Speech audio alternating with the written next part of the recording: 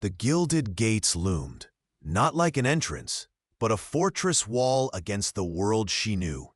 Stepping onto the vast, sweeping drive felt like crossing into another dimension, one where the air itself tasted of old money and silent judgment. She was just a shadow moving across perfectly manicured lawns, a whisper against the roar of wealth. This wasn't just a job. It was an immersion into an alien landscape, a place designed to make people like her feel small, disposable, utterly invisible. Every polished surface reflected back not just the grandeur, but also the stark reality of the gulf between those who lived here and those who served here. It was a world built on power and privilege, and she was entering it at the very bottom rung, carrying the weight of past struggles and the quiet, burning hope for a different future. This was the beginning of her journey, one filled with unseen challenges and the silent fight for dignity in a place that seemed determined to deny it. Get ready for a story of resilience, hidden strength, and unexpected turns in the pursuit of what is right. Be sure to hit that like button and subscribe to uncover more tales of courage in the face of adversity. Her name was Maya, a young black woman whose quiet determination masked a spirit forged in hardship. She had taken the job at Blackwood Manor out of necessity, a lifeline thrown into the turbulent waters of her life. But nothing could have prepared her for the sheer oppressive scale of the place. The mansion wasn't merely large, it was a monument to excess, a sprawling edifice of stone and glass that seemed to swallow the very light. Inside, the air hung heavy with the scent of expensive polish and faint, lingering floral perfumes. Vast, echoing halls stretched before her, lined with antique furniture that seemed to glare with disdain, and walls adorned with portraits of stern-faced strangers whose eyes felt like they followed her every move. Each room was a museum of opulence, overwhelming her with its sheer size and the silent demand of its upkeep. She felt like a tiny, insignificant speck in this colossal world, her presence barely a ripple in its calm, luxurious surface. The uniform she wore, crisp and anonymous, felt less like clothing and more like a cloak of invisibility. She was the background, the quiet mover of dust motes and straightener of unseen cushions, the quintessential underdog in a story she hadn't asked to be a part of. From a distance, she sometimes glimpsed the owner, Mr. Elias Blackwood, a tall, reserved figure, often seen through the panes of a study window or descending a grand staircase with an air of distant authority. He was an enigma, a name whispered by the few other staff members, a ghost who haunted the periphery of her workdays. He seemed untouchable, a ruler in his own private kingdom. The physical demands were relentless.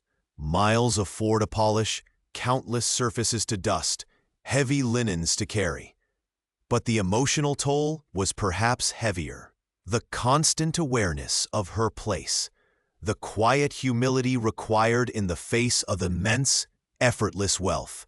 It was a job that demanded not just labor, but a surrender of self, a silent acceptance of her role in the shadow of the mansion. It hinted at challenges that went beyond spilled coffee or wrinkled sheets, touching upon the deeper strains of class, race, and the human need to be seen. The first light of dawn barely kissed the edges of the estate when her day began. It was a ritual of quiet labor, a dance with dust and polish in rooms so vast they swallowed sound. Her hands, calloused and aching, moved in practiced rhythm across surfaces of gleaming marble and dark, heavy wood. Up and down stairs that seemed to spiral into infinity, her tired legs carried her, a silent engine in the sprawling mansion. Each room was a kingdom unto itself, demanding allegiance from her cloth and broom. Dusting delicate porcelain figurines felt like tending to untouchable gods. Wiping down massive windows offered views of a world she wasn't truly part of. The sheer physical scale of the place was exhausting, a constant, low-level ache that settled deep in her shoulders and ran down her spine by mid-morning. The house itself seemed to breathe, a living entity of wealth and space, and within its immense lungs, she felt smaller than dust motes floating in sunbeams. Corridors stretched like forgotten timelines, and empty rooms echoed with a silence that amplified her own solitude. She moved through these opulent spaces like a specter, unseen, unheard, leaving only the scent of cleaning products in her wake. She was less a person and more a function, a silent, moving part of the mansion's mechanics, as vital and as ignored as the plumbing. From the periphery of her endless tasks, she caught glimpses of the life lived within these walls, the life of Mr. Thorne. Sounds would drift to her, the distant rumble of a luxury car arriving, the sharp clink of crystal glasses from a wing she rarely entered. Sometimes, the low murmur of conversation or the faint, sophisticated notes of classical music. She'd see flashes, the hem of a perfectly tailored suit disappearing around a corner, a hand resting on a polished railing, the glint of gold cufflinks. The air sometimes carried the subtle, expensive scent of his cologne or the aroma of gourmet coffee brewing. She learned his habits through the spaces he inhabited, the slightly disheveled papers on a desk, the particular newspaper left folded just so, the empty teacup on a bedside table. His wealth wasn't just in the objects, it was in the ease of his movements, the seemingly effortless way he occupied such grand space. Yet, despite being in his home day after day, there was no connection, no acknowledgement that went beyond a necessary, invisible presence. She was part of the background, like a particularly efficient piece of furniture. The days bled into one another, a monotonous cycle of scrub, polish, and dust, defined only by the rising and setting of the sun and the deepening weariness in her bones, forever an unseen presence in a world built for eyes that would never truly see her. The chill of the polished marble floor seemed to seep through the thin soles of her worn shoes, a constant, subtle reminder of the vast, cold spaces she navigated daily. She saw him first as a blur of tailored charcoal gray, gliding towards her down the hushed corridor. Her heart gave a small, involuntary lurch, a mix of trepidation and the strange, desperate hope of being, just for a second, truly seen. But as he drew nearer, the expression on his face, or rather, the lack of one, became clear. His eyes, a steely, distant blue, seemed focused on a point far beyond her, perhaps in some opulent office or boardroom light years away from this hallway. She instinctively stepped aside, her hand brushing against the cool, slick paint of the wall. He passed without a flicker of acknowledgement, the faintest whisper of expensive cologne trailing in his wake, like a phantom limb of his wealth. It wasn't rudeness, not overtly. It was something colder, more absolute. An invisibility she couldn't shake off. Later that week, during a brief, necessary exchange regarding a security pass adjustment, the interaction was equally jarring. He stood at the counter, a towering presence, even while leaning slightly. His fingers tapped impatiently on the smooth, cool surface. She explained the process, her voice steady despite the nervous tremor in her hands. He didn't meet her gaze. His replies were clipped, functional, devoid of warmth or recognition. This pass is for level R. ensure it functions. He wasn't speaking to her. He was speaking at the required task, her presence merely a mechanism for its completion. The air felt thick with unspoken hierarchies, a suffocating weight pressing down. She handed him the adjusted pass. His fingers brushed hers, momentarily startling her with their unexpected coolness, like grasping a piece of ice. He snatched the card and was gone before she could even formulate a polite closing remark.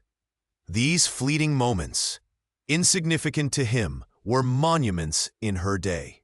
Each one left a faint, bitter taste in her mouth, like weak coffee gone cold. They were transactional, yes, but they were also deeply personal in their impersonal nature. They screamed of a world where some people existed purely as functions, cogs in a machine built for others' comfort and power. The questions gnawed at her. Did he ever truly see anyone not directly serving his immediate needs?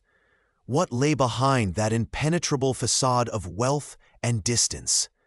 Was he intentionally dismissive or genuinely so insulated that the lives of those around him simply didn't register beyond their utility? The distance between her world, one of scraping by and quiet struggle, and his, a universe of effortless privilege and profound detachment, felt not just vast, but insurmountable.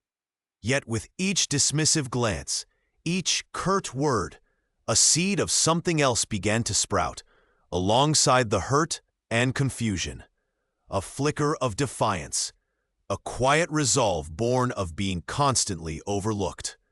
She might be invisible to him now, but the indignity of that invisibility was carving something sharp and unyielding within her soul.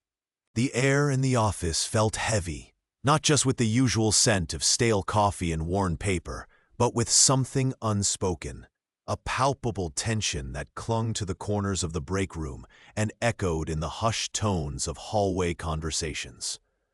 They heard it everywhere, like a low-frequency hum beneath the veneer of corporate politeness. The whispers.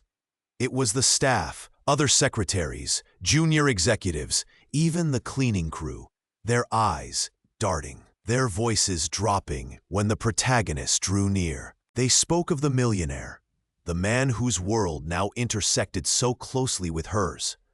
But they painted a picture far removed from the polished facade. He was ruthless, they murmured, a shark in the boardroom, stepping on anyone to get ahead. One whispered about a past deal that ruined a family, another about employees dismissed without a second thought after years of loyal service. His personal life was fair game too, shrouded in rumor and speculation. He was lonely, cold, incapable of real connection, or perhaps, far worse, he hid a dark side, a penchant for control that extended beyond his empire. The air seemed to grow colder when his name was uttered with a knowing look or a nervous chuckle. They spoke of vast wealth amassed through questionable means, of secrets hidden behind the walls of his imposing estate. Each overheard snippet, each glance exchanged behind cupped hands, chipped away at the protagonist's initial impressions. The man who had seemed so commanding, perhaps intimidating, but ultimately a figure of success and power, began to take on a more complex, potentially sinister hue. The break room, often filled with the clatter of mugs and idle chatter, became a stage for this low-grade drama, the scent of burnt popcorn occasionally mixing with the acrid tang of fear or resentment hanging in the air. It wasn't direct confrontation, not yet, but this constant drip feed of negativity, of insinuation and judgment, created an atmosphere thick with suspicion. It was a new form of conflict, external and insidious, shaping her perception not through experience, but through the collective, often biased voice of the workplace rumor mill. Her understanding of the man, and the world she had just entered was being built on shifting sands of hearsay, fueling an unease that settled deep in her stomach. The polished halls of power suddenly felt less like an opportunity and more like a labyrinth where truth was distorted by gossip and malice. She was an outsider, absorbing the dark undertones, her initial perspective irrevocably tainted by the whispers in the halls. The opulent office was the subject of hushed whispers throughout the building, a place of myth and power. Yet from her quiet corner, she began to see glimpses of something else entirely. The polished mahogany desk gleamed under soft, recessed lighting, and the floor-to-ceiling windows offered a breathtaking view of the city, stretching endlessly below, a glittering monument to his success. Yet within that gilded cage, she sometimes caught a fleeting look in the millionaire's eyes, a profound, startling emptiness that contradicted the easy smiles he offered in public forums or the sharp, decisive tone he used in meetings. She saw him late one evening, long after everyone else had left. The grand office was quiet, save for the distant hum of city traffic and the soft click of a fountain pen on paper. He wasn't barking orders or reviewing complex reports. He was simply sitting there, shoulders slightly slumped, staring out at the night sky. A half-eaten sandwich lay forgotten on a silver platter beside a pristine glass of water. There was no entourage, no assistant, just a solitary figure bathed in the cool blue light of the moon. It was a picture of isolation that gnawed at her, a stark contrast to the vibrant, always surrounded man the gossip mills described. Another time, she passed his open door early in the morning before the usual bustle began. The scent of strong black coffee hung in the air, bitter and solitary. He was standing by the window again, one hand rubbing his temple, his face etched with what looked like deep fatigue or worry lines, invisible beneath the composed facade he wore during the day. His tailored suit couldn't hide the stiffness in his posture, the subtle tension that spoke of immense pressure, perhaps more burden than privilege. These small, stolen moments painted a picture far different from the caricature of an arrogant, untouchable tycoon. They hinted at a man perhaps trapped by his own wealth and the expectations that came with it, burdened by responsibilities no one else saw, carrying a loneliness as vast as the city outside his window. The prevailing narrative of his effortless success felt increasingly hollow. Beneath the facade of the ultimate victor, she began to discern the quiet struggle of a different kind of underdog, one grappling with internal battles hidden from the world. It sparked a flicker of curiosity within her, a subtle shift in perspective that challenged everything she thought she knew about him. The familiar routine, once a soothing rhythm of broom sweeps and polishing cloths, began to feel subtly altered. A creeping unease, like a damp chill seeping through ancient stone, started to settle over the grand house. It wasn't a sudden, dramatic event, but a series of small, peculiar occurrences that, when pieced together, painted a disquieting picture. First, there were the misplaced items. A valuable heirloom trinket always kept on the mantelpiece would mysteriously appear on a different table. A specific book, part of a carefully organized collection, was found pages down on a chair downstairs. These weren't the errors of a hasty cleaner or a careless resident. They felt deliberate, almost taunting in their subtlety. A knot of worry tightened in Maria's stomach each time she discovered something amiss, a feeling amplified by the condescending glances she sometimes received from certain members of the household staff, particularly the older, established ones who viewed her with suspicion. Then came the feeling of being watched. Not openly, But from the periphery of vision, a door would close just as she approached. Footsteps would retreat down a hallway she was about to enter. The air in certain rooms felt heavy, charged with an unseen presence. It preyed on her nerves, turning the quiet solitude of her work into a source of anxiety. The grand house, once a place of sanctuary from her own hardships, now seemed to hold its breath around her. One afternoon, while dusting the study, a room usually locked, she noticed the heavy mahogany desk drawer was slightly ajar. It was a drawer she knew was meant to contain sensitive documents, always kept secured. Her heart pounded a frantic rhythm against her ribs. She hesitated, her hand hovering near the cold wood. Was this another misplaced item, or something far more serious? Curiosity, mingled with a burgeoning sense of dread, compelled her. Inside, the papers seemed undisturbed at first glance, but her practiced eye caught a detail out of place. A small, almost imperceptible smear of dirt near the back, inconsistent with the pristine cleanliness she meticulously maintained. It was the kind of dirt one might pick up from outside, from boots perhaps. A tremor ran through her hands. This wasn't just a misplaced trinket. This felt like an intrusion. The stakes were no longer about keeping the house spotless. They were rising, hinting at something potentially dangerous, lurking beneath the polished surface of the affluent household. The problem was no longer brewing. It was starting to ferment, its bitter scent filling the air, demanding attention in a way her simple cleaning duties never could. The quiet unease blossomed into a prickling fear, a cold realization that something was terribly wrong within these walls. A cold knot tightened in Maria's stomach as the unfairness of it all settled deeper with each passing hour. She had seen the veiled glances, heard the hushed whispers that ceased abruptly when she passed.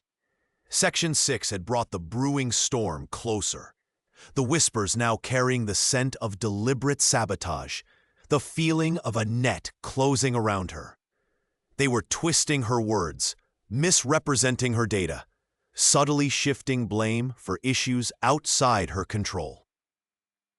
It was an isolating chill, a feeling of being utterly alone on a vast, stormy sea. But beneath the fear, a small, stubborn ember of defiance glowed. She was the target, yes, but she wasn't helpless. Her assigned tasks felt suffocating, designed seemingly to keep her busy while the real damage was done elsewhere. Yet, her eyes, sharp and observant, had caught something others hadn't. A date discrepancy on a key report filed weeks ago. A small detail that linked disparate pieces of the unfolding problem. It was a tiny thread, easily dismissed by someone not looking for patterns, but it snagged in Maria's mind. Ignoring the gnawing anxiety and the exhaustion that clung to her like damp clothes, she stayed late. The office was silent, save for the distant hum of the HVAC system and the rhythmic click of her own footsteps on the linoleum floor. The air grew cooler, carrying the faint metallic scent of ozone from the old copier down the hall. This was outside her designated hours, beyond her job description, risking notice for reasons she couldn't articulate if caught. She didn't confront anyone. She didn't speak up yet. Instead, she acted with a quiet, meticulous diligence born of desperation and a deep-seated need for truth. Using her own personal drive, she began discreetly backing up copies of every email, every document, every seemingly insignificant piece of communication related to the project that was now the center of the brewing storm. She cross-referenced dates, highlighting that single crucial discrepancy she had noticed earlier. Her fingers, trembling slightly at first, moved with purpose across the keyboard and the scanner bed. The whirring of the machine sounded deafening in the stillness, each copy a silent act of preservation, a small shield being forged in the shadows. She compiled a timeline, linking the suspicious activities to the altered report date, building a case thread by thread, detail by painstaking detail. It was a secret act of foresight, a quiet gathering of evidence that she hoped, against all odds, might one day make the unseen visible. No one saw her there, hunched over the machine in the dim light, the taste of stale coffee and fear on her tongue. But the work was being done. The air in the servants' quarters thickened with a palpable dread. What had begun as sly whispers and inconvenient accidents now morphed into overt hostility and deliberate sabotage. Clara, the victim of this cruel campaign, felt the walls closing in. Her perfectly prepared meals were ruined just before serving, spilled or tainted when her back was turned. Crucial messages intended for Mr. Sterling, the reclusive millionaire, conveniently went missing. The pristine linens she meticulously ironed would mysteriously acquire stains moments later. Each incident chipped away at her professionalism, making her appear careless, inept, even malicious in the eyes of others. The tension wasn't confined to the kitchen or laundry. It seeped into every hallway, every shared space. The other staff members, once colleagues, now felt like a silent jury, their gazes cold, averted, or worse, filled with a sickening schadenfreude.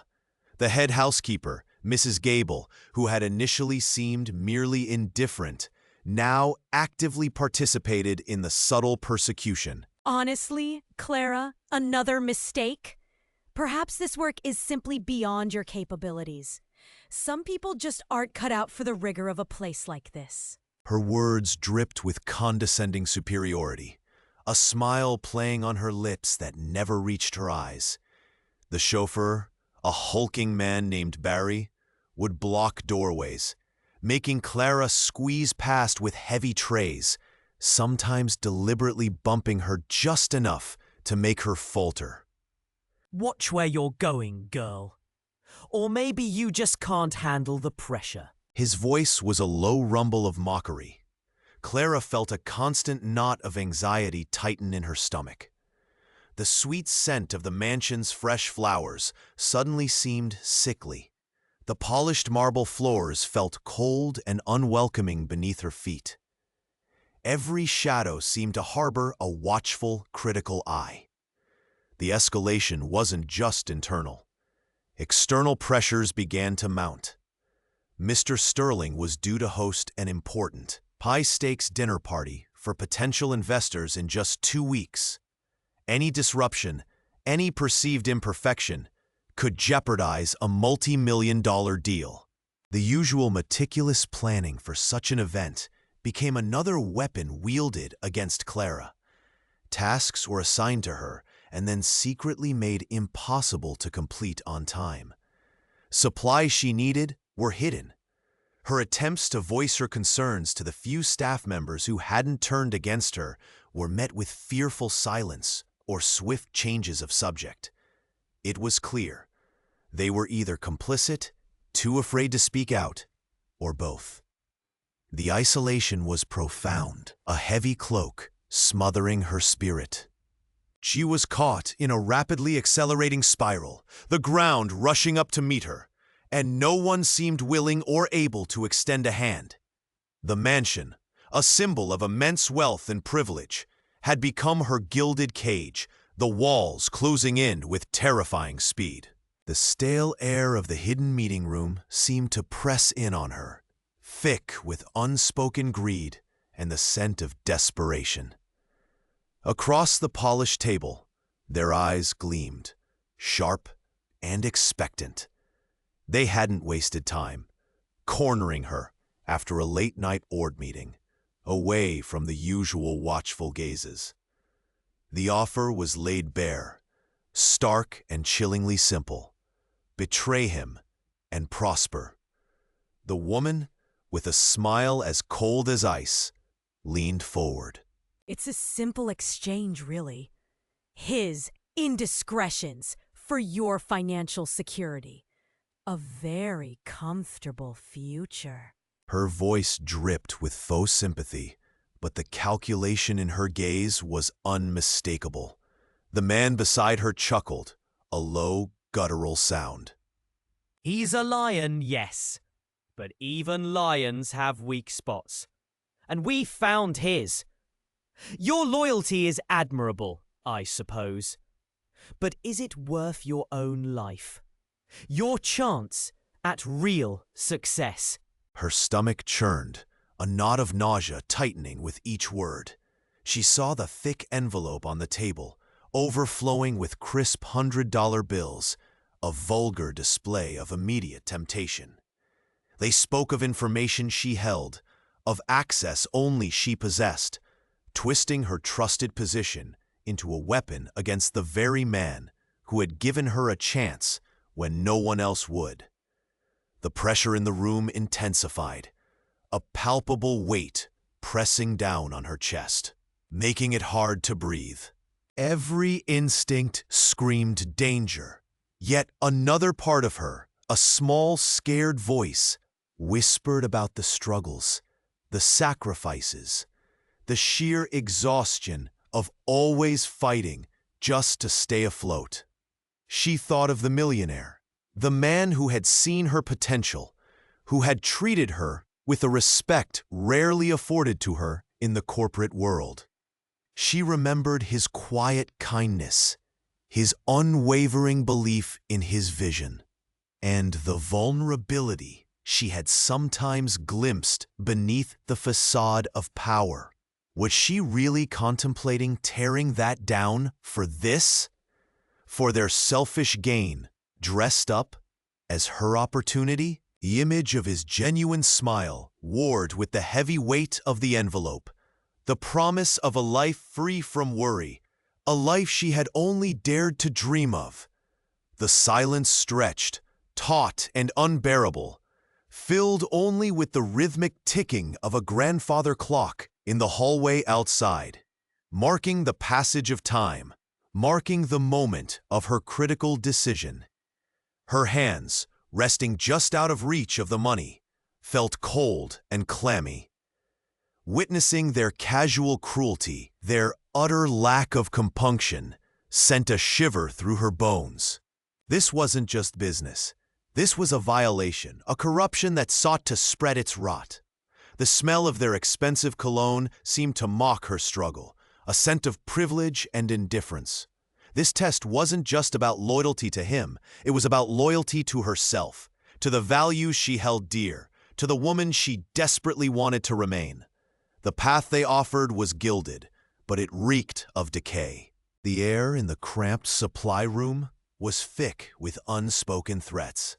Fluorescent lights hummed overhead, casting harsh shadows that did little to soften the cruel glint in their eyes. Maria stood trembling, her hands twisting the worn fabric of her apron. It wasn't fair. None of it was. They had twisted her words, fabricated evidence, and now cornered her, enjoying the fear that flickered in her dark eyes. He watched from the doorway, a silent observer, until this very moment. His heart hammered against his ribs like a trapped bird, a cold dread settling in his gut. He had seen the casual cruelty before, the way they preyed on the vulnerable, but he had always looked away, muttered apologies, kept his head down.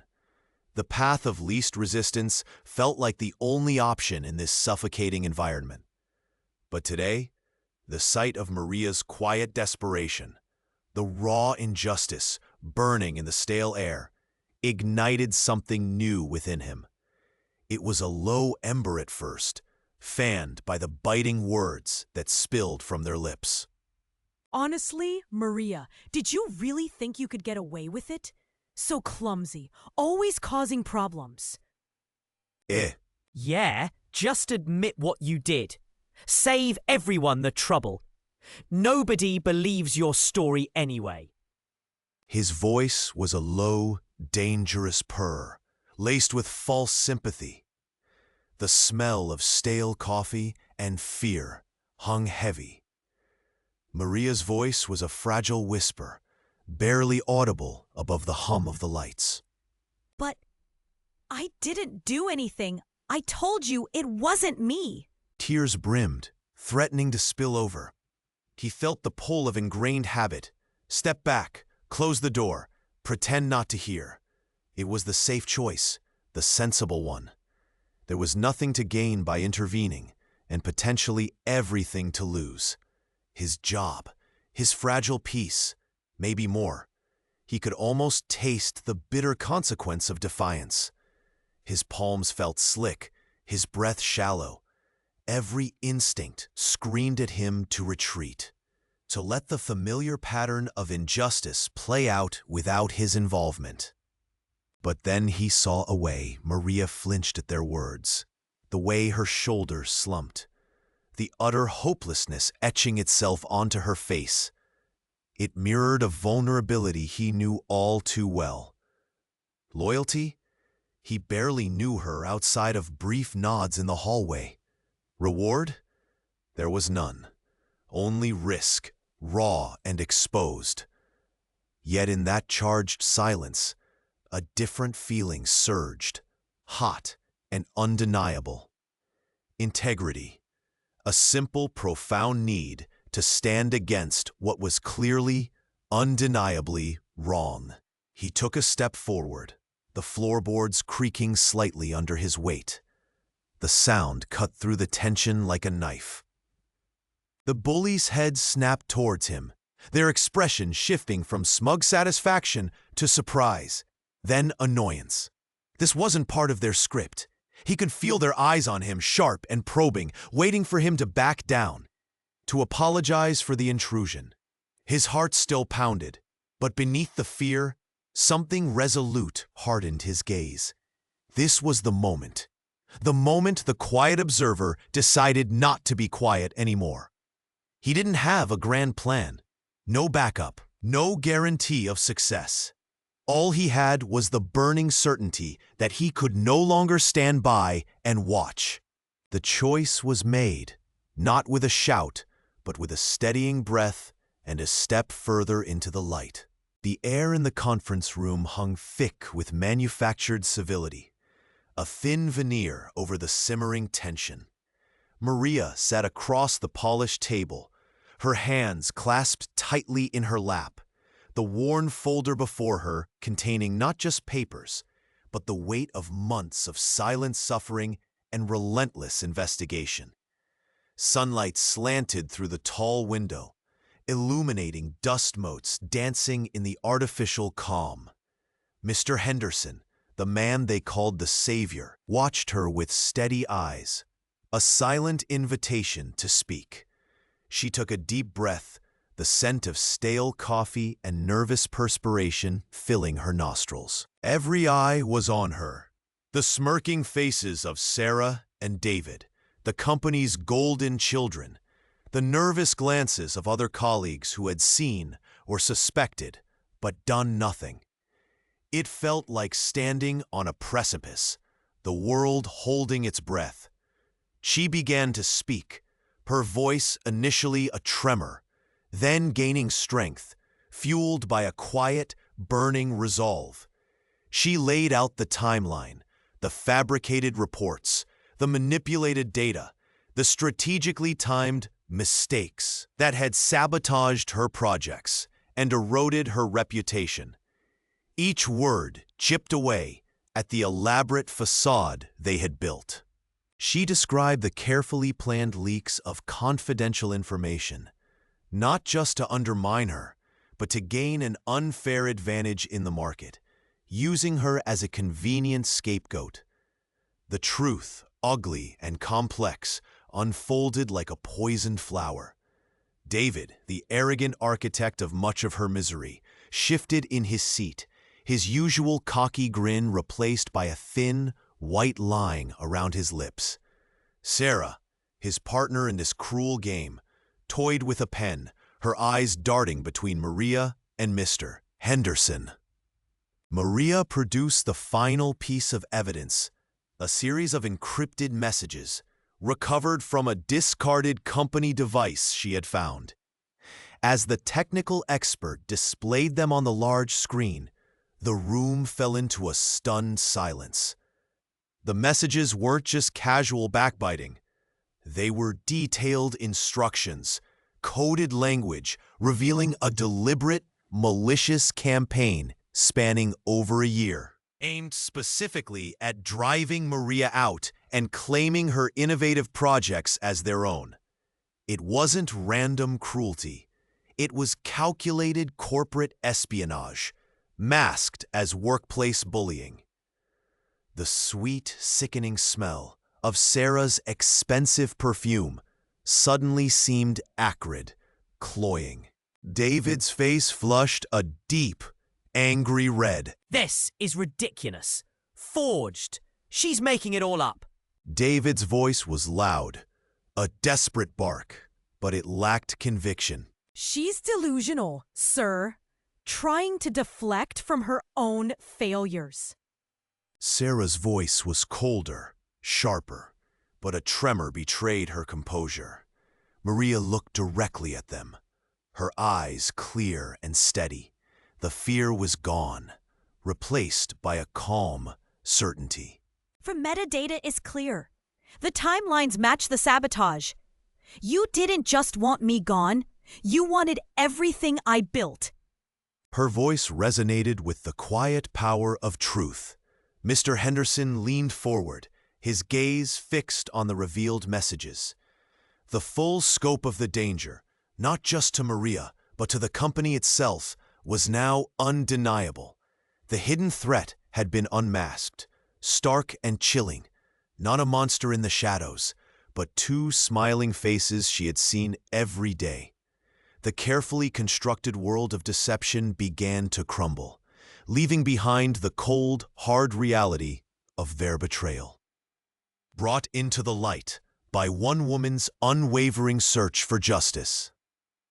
The tension that had gripped the room like a physical vice began to slowly dissipate, leaving behind a palpable silence, broken only by the hum of overhead lights and the distant wail of sirens, fading into the city's din. The air, thick moments ago with panic and fear, now smelled faintly of ozone from stressed electronics and the stale scent of too many people huddled together. She stood amidst the receding chaos, her hands still trembling slightly, the cold sweat drying on her palms. Her gaze was fixed on the man who held immense power, the one whose empire had just teetered on the brink, the one who rarely, if ever, truly saw her. He turned slowly, his initial expression one of stunned relief, the kind that drains color from a face and leaves behind a sort of fragile vulnerability. His eyes, usually sharp and calculating, were slightly unfocused for a moment, taking in the scene, the dispersed crowd, but quieted alarms, the evidence of the averted catastrophe. Then his gaze found her. It lingered. And for the first time, it wasn't the fleeting dismissive glance he usually bestowed upon the countless faces in his corporation, the faces that blurred into a single anonymous entity called staff. This gaze held inquiry, surprise, and something akin to dawning comprehension. He walked towards her, his footsteps measured on the polished floor, every click echoing in the sudden quiet. As he drew closer, the faint, expensive scent of his cologne reached her, a stark contrast to the nervous energy that still clung to her own clothes.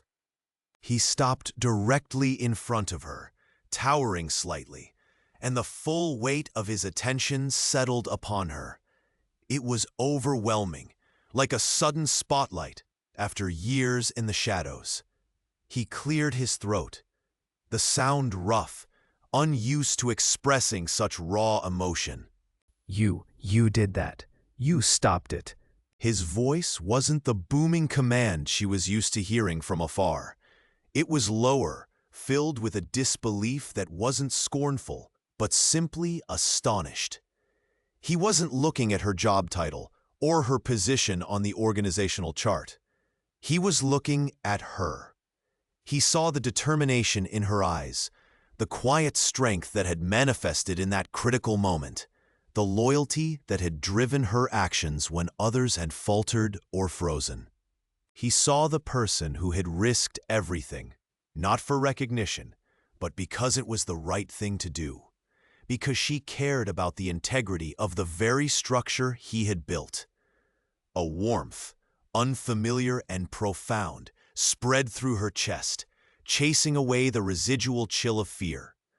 It wasn't just the relief that the crisis was over, but the breathtaking reality that she was finally, truly seen. It was in the slight softening of his features, the genuine awe in his eyes, the way he finally seemed to grasp that the gears of his empire weren't just turned by nameless hands, but by individuals with character and courage. In that moment, the long years of invisibility, the countless hours of diligent, unseen work, the silent frustrations of being overlooked, they began to recede, replaced by the exhilarating, terrifying prospect of a different future. This wasn't just acknowledgement. It was the quiet, powerful turning point where the underdog finally stepped into the light. The silence that felt heavier than any shouting had been. It wasn't the silence of peace, but the strained quiet after a violent storm had passed, leaving wreckage in its wake. A profound sense of relief washed over her, a wave so powerful it left her trembling, but it was quickly tainted by a cold spray of uncertainty. The air in the house seemed thick with lingering tension, smelling faintly of fear and stale conflict. She moved through the rooms, her footsteps echoing unnaturally loudly on the polished floorboards. Visually, things looked the same. The familiar furniture, the unchanging pictures on the walls. But everything felt different. The dynamics had irrevocably shifted. Where once there had been a stifling shadow she hid within, there was now an uncomfortable spotlight.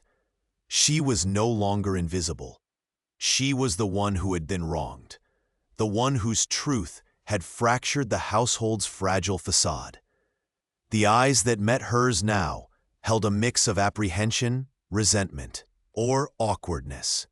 The easy, casual interactions that had existed, albeit excluding her, were gone, replaced by hesitant whispers and averted gazes.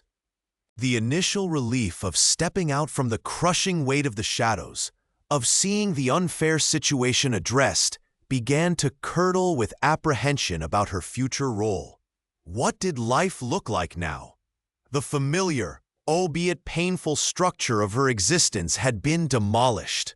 She was exposed, raw, unsure how to navigate the new, fragile landscape. The payback she had hoped for, the idea of justice setting everything right, felt strangely uncertain in this aftermath.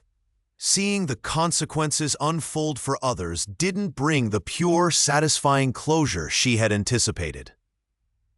Instead, it brought a different kind of tension, a realization that victory came with its own complicated burdens. She touched the cool surface of a table, the wood solid beneath her fingertips, a stark contrast to the fluidity of her emotions. There was no clear path laid out. The fight had ended, but the process of picking up the pieces was just beginning, piece by slow, painful piece. The sweetness of the resolution was tinged with the bitter taste of disruption, leaving her standing on shaky ground, wondering what strength she had left to build a future on this uncertain foundation. The feeling that justice wasn't a destination, but a moment followed by a long, difficult journey of healing, settled deep in her soul. The plush silence of Mr. Harrison's executive office felt like a world away from the sterile corridors and hushed tensions of the previous weeks. Sunlight streamed through towering windows, casting warm, golden rectangles across the polished mahogany desk where Anya sat, a little breathless, still processing the swift turn of events. He had requested this private meeting, not through his secretary, but with a personal call that had sent a tremor of anticipation through her. Mr. Harrison leaned forward slightly, his expression one of profound respect, not just professional courtesy. His eyes, deep and intelligent, held a warmth she hadn't seen before, acknowledging a bond forged not just in business, but in shared understanding of integrity's cost. He spoke softly, his voice calm and resonant, carrying the weight of genuine appreciation. Anya, He began, his tone measured. what you demonstrated during that unpleasantness was far more valuable than any number on a balance sheet. Your loyalty, yes, but more profoundly, your unwavering character. Your refusal to compromise who you are, even when faced with immense pressure. It takes a rare kind of courage. He paused, the silence amplifying the sincerity of his words. It wasn't a performance. It was an acknowledgement that went straight to her core. This felt different from the standard words of praise or a congratulatory bonus. It was a recognition of the soul-deep struggle she had endured and overcome. He reached across the desk, not for a check, but for a simple, elegant portfolio. A standard bonus is, of course, in order, and you've earned every penny. He continued, pushing the portfolio towards her. But that feels inadequate. I was told about your quiet passion, the community project you dreamed of starting years ago, before circumstances demanded all your time and energy here. The one focused on providing resources for young people facing systemic disadvantages, much like what you've navigated yourself. Anya's eyes widened, a prickling sensation behind them. She barely remembered mentioning that old dream, a flicker of hope from a different life, buried under layers of necessity. He hadn't just seen her performance, he had seen her. I've taken the liberty of establishing a foundation. It bears your name. Its purpose is to fund that specific project, to give it life under your direction. It's an investment in the kind of good you want to put into the world. My way of saying thank you, not just for your work, but for your spirit. Tears, hot and sudden, spilled onto Anya's cheeks. This wasn't money. It was validation, permission to dream again, a profound recognition of her worth beyond the confines of her job title. The weight she had carried for so long began to lift, replaced by an overwhelming sense of being seen, truly seen, and valued beyond measure. The emotional payback had arrived, rich and overwhelming, healing the deep hurts that money alone could never touch. The air between them had shifted, subtly at first, like the faint scent of rain before the storm truly broke. It wasn't just the formal discussions about quarterly reports or the logistics of estate management anymore. Their conversations began to drift, meandering into shared opinions on literature, the quiet enjoyment of the garden's evening perfume as twilight fell, or the surprising depth found in debating a philosophical point long after the business of the day was concluded. She found herself noticing the way the afternoon sun caught the silver in his temples, the thoughtful crease between his brows, the surprising warmth in eyes often perceived as cold and calculating by others. A shared glance held a moment longer than necessary, a comfortable silence settled, where polite conversation once filled the void. He, in turn, seemed to see past the efficient employee, discovering the resilient woman beneath, the one with quiet strength and a depth of character that resonated with something long dormant within him. There was the evening she stayed late to help with a complex problem, exhaustion etching lines around her eyes. He hadn't simply thanked her and sent her home. Instead, he had ordered in a simple meal, not caviar and champagne, but comfort food, hearty soup and warm bread, and they had eaten together at the large kitchen island, the formal dining room momentarily forgotten. The clinking of spoons against ceramic and the low murmur of their voices filled the cavernous space with an unfamiliar intimacy. The barrier, once seemingly insurmountable, felt less like a wall and more like a transparent pane of glass they could now see through, reaching towards connection. Small gestures began to carry immense weight. A hand offered not to dismiss, but to help her navigate a tricky step in the dimly lit garden. A knowing smile shared across a crowded room. The way he listened, truly listened, to her thoughts, not just about work, but about her dreams, her fears, her past struggles that had shaped her. It was in these quiet moments, these unscripted deviations from their established roles, that the first fragile tendrils of something new began to bloom. It wasn't the transactional relationship it had started as. It was the slow, steady revelation of two souls finding unexpected solace and connection in each other's presence. The formidable millionaire wasn't just her employer anymore. He was becoming a man seen through the softening gaze of budding affection. A man whose heart, it seemed, was beginning to yield to the quiet power of her spirit. The weight lifted from her shoulders felt less like relief and more like the sudden absence of gravity, leaving her dizzy in the quiet, plush office. Outside, the city hummed, oblivious to the seismic shift that had just occurred within its towering structures. Inside, silence reigned, thick with the residue of confrontation and the fragile beginnings of peace. Her hands, still trembling slightly, rested on the arms of the chair. The air smelled faintly of polished wood and a crisp, clean scent that spoke of meticulous order and immense wealth. Across the desk, the millionaire watched her, his expression unreadable for a long moment.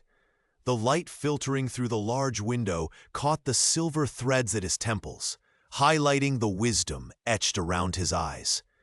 He had been her unexpected champion, the powerful force that had not just ended the nightmare, but had somehow woven her frayed threads into the very fabric of his world. Her heart hammered a frantic rhythm against her ribs. A nervous drumbeat in the profound quiet. Was this truly over? Was the injustice, the relentless bullying, the despair, finally behind her? She looked at him, the man who held so much power, who had chosen to wield it on her behalf. There was no arrogance in his gaze now, only a deep, steady seriousness that commanded attention. He leaned forward slightly, his voice cutting through the silence, calm yet resonant, like a deep cello note. You have shown remarkable courage, resilience beyond measure, and a loyalty that is rare and invaluable in this world. He paused, letting the words settle, his eyes holding hers. What you endured and how you faced it speaks volumes about your character. You are not just an employee who proved her worth. A faint smile touched his lips, not of amusement, but of genuine respect. You are a partner in spirit, forged in fire. He stood then, walking around the desk to stand before her, extending a hand not as a boss to an employee, but as an equal offering a pact. The touch of his skin was firm, grounding. I built this empire on trust and vision. I see that same vision in you, sharpened by adversity. This is not an offer of continued employment. This is an offer of a new life, by my side. A partnership where we build something greater together. Where your voice matters, always. The world tilted. A new life? By his side? It wasn't just a job. It was a complete, unimaginable transformation. Tears, hot and sudden, blurred her vision. Not of sadness, but of overwhelming shock and a profound sense of belonging she had never known. Her breath hitched. This was it, the culmination of everything. Her loyalty, her suffering, her refusal to break. It had led her here, to this moment, to this man, offering not just a way out, but a way up, a true rise after the payback. The soft morning light filtered through the tall, elegant windows, falling upon the crisp, white duvet of a bed so comfortable it felt like sleeping on clouds. She stretched, feeling the unfamiliar ache of well-rested muscles, a stark contrast to the bone-deep weariness that had been her constant companion for years. From this vantage point, the city skyline unfolded below, a tapestry of ambition and power she had once only viewed from the basement windows. Or through streaks on a pane she was paid to clean. It was real, this life, not a fleeting dream. It was the unimaginable dream. The irony of it all settled over her like a warm blanket, sweet and profound. It wasn't clever strategy or amassed wealth that had lifted her from obscurity. It was the quiet, steadfast loyalty she had offered, without expectation. The simple act of being a good person when faced with cruelty. Her character, deemed insignificant by those who judged only by appearances, had been her true currency. While they chased phantom riches and social standing, she had simply done her job with dignity and held on to her integrity, a lamp in the darkness that one powerful man had finally seen. The world, in its twisted way, had righted itself, proving the old simple truth her grandmother used to whisper. True value wasn't in your purse or your title, but in the goodness residing in your heart, in how you treated others when no one was watching.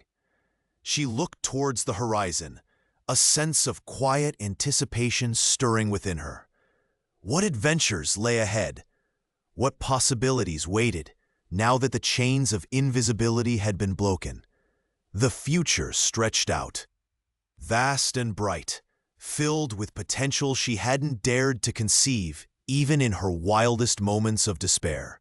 The weight of the past seemed to recede, leaving behind not bitterness, but a profound sense of gratitude.